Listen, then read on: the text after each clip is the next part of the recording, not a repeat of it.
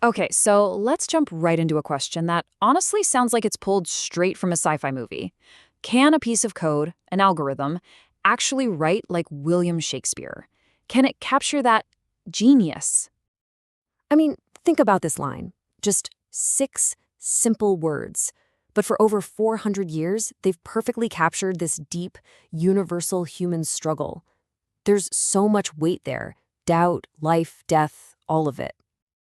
And that, right there, is the heart of what we're looking at today. It's a fascinating theatrical experiment, really. Can we teach a machine to write with the soul of the bard? Well, let's find out. But hold on, before we can even begin to judge what an AI comes up with, we have to figure out what we're measuring it against. What are those key ingredients that make a piece of writing undeniably Shakespeare? It's so much more than just fancy, old-timey words like thou and thee. There are layers to this. You've got the technical rhythm, the deep, complicated characters like Hamlet, and these big, timeless ideas that we still grapple with today. But that last one, a lived understanding of being human, that's the real challenge.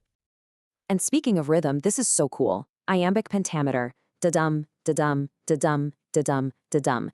It wasn't just some random rule he followed. Shakespeare chose it because it actually mimics the rhythm of a human heartbeat. It literally makes the language feel alive and natural to us. And this, right here, is the biggest hurdle. It's everything, really. All of Shakespeare's incredible work comes from this deep well of human experience. In AI, it doesn't matter how much data you feed it, it's never lived. It's never had its heart broken or felt pure joy. So keeping that huge challenge in mind, we basically stepped into a digital laboratory. We gave a really powerful AI a task that was, both simple and totally monumental. Write like Shakespeare. The process itself was pretty straightforward. First, we just flooded the AI with every single thing Shakespeare ever wrote. Then we gave it a creative prompt, something like, write a soliloquy for a king who's afraid he's about to be replaced by his new AI advisor. And then we just watched to see what it would spit out. And you know what? At first, the results were incredible. I mean, genuinely stunning. The AI got the old-fashioned language down perfectly. It understood the structure of a sonnet. It could even produce a pretty convincing iambic rhythm. On the surface, it really looked and sounded the part. But yeah, once we started looking past that shiny surface, the cracks started to appear. It was like the AI's writing was in this uncanny valley of creativity.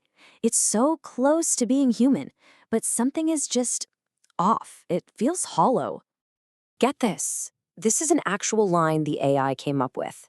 It's learned that moon and cheese are sometimes connected in old sayings, and it knows sorrow is an emotion, but it has absolutely no idea that mashing them together like this is just complete gibberish. It's a parrot, a really clever mimic, but there's no understanding behind the words. So when you boil it all down, the AI absolutely mastered the form. The form, the vocabulary, the rhythm, check, check, check. But it completely failed when it came to the substance, the meaning, the real emotion, that authentic feeling that makes art actually matter. Nope, the soul just wasn't there. And here's why.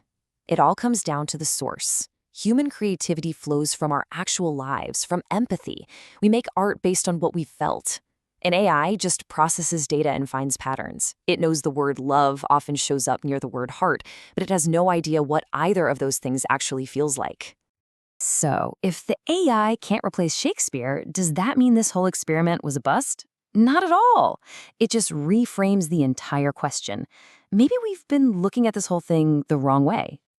What if the true role of AI in art isn't to replace the human artist, but to become an unbelievably powerful new partner for them? Just imagine you're a playwright. You're staring at a blank page, classic writer's block. What if you could use an AI to brainstorm a dozen different plot twists in seconds? Or generate 10 different ways a character could say goodbye? The human is still the director, making all the important creative choices. And that's really the perfect way to see it. The AI isn't the author. It's the quill. It's a sophisticated new instrument. It's an incredible collaborator, not a competitor, always guided by a human hand and a human heart. Which brings us to this final thought. Are we just trying to get AI to perfectly copy the human art of the past? Or Should we be using it as a partner to create entirely new kinds of art, things we can't even imagine yet? Now that's something to think about.